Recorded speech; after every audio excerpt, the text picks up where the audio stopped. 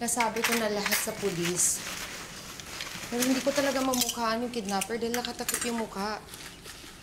Eh, yung sinasabi mong kausap ng mga kidnapper sa cellphone, na-identify mo ba?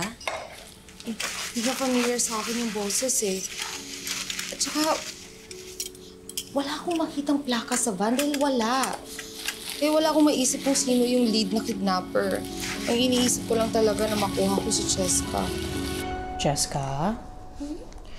Totoo bang love mo na ang tita Farah mo? Agad-agad?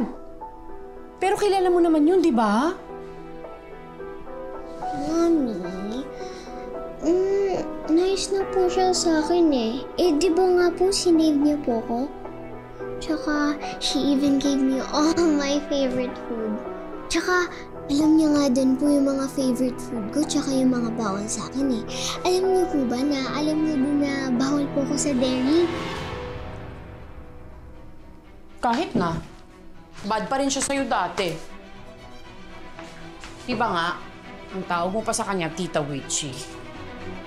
Mommy, don't say that. It's bad. Mommy, nice na po siya.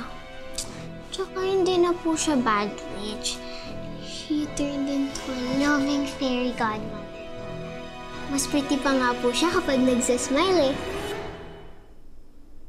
Eh di wow, siya na maganda.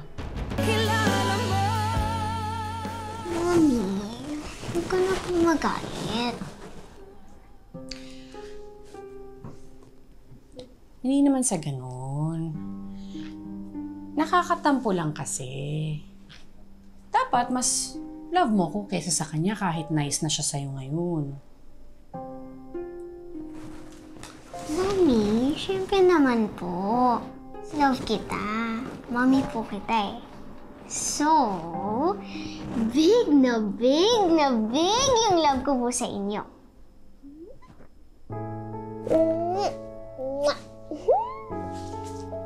Correct ka dyan. Dapat ako ang pinaka-love mo. Kami ng daddy mo. Sige, okay na yung hair mo. Matulog na tayo, ha? Tayo na lang natin yung daddy mo. Higa ka na dun.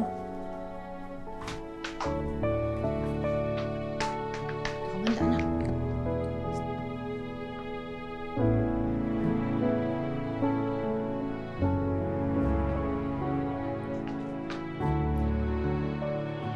Tama naman din yung ginawa mo. Wala lang kasing peace of mind na alam mong nakalaya pa rin yung dumukot kay Cheska. Wala tayong idea kung sino yung mastermind. Bro, observe mo si Cheska ha. Baka na-trauma siya sa nangyari.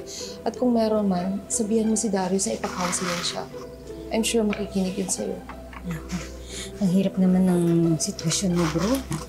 Ikaw itong totoong concern dahil ikaw ang totoong nanay, pero ikaw ang hindi makalapit kay Cheska. Samantalong yung ugat ng misfortunes nyo, siya pa ang nakakalapit din sa bata. Kapal pa ng mukha, inuna ka pang awayin.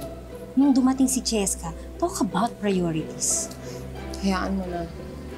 Si Cheska lang ang iniisip ko. Narinig mo ba yung sinabi niya sa akin kahapon? Love niya raw ako dahil nakita niyang mabait ako. Alam mo, okay na yun sa akin.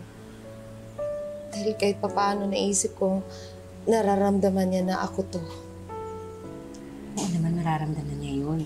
Ako nga BFF mo, nararamdaman ko eh. It's only a matter of time bago ma-realize sa mga tao dito kung sino ka talaga.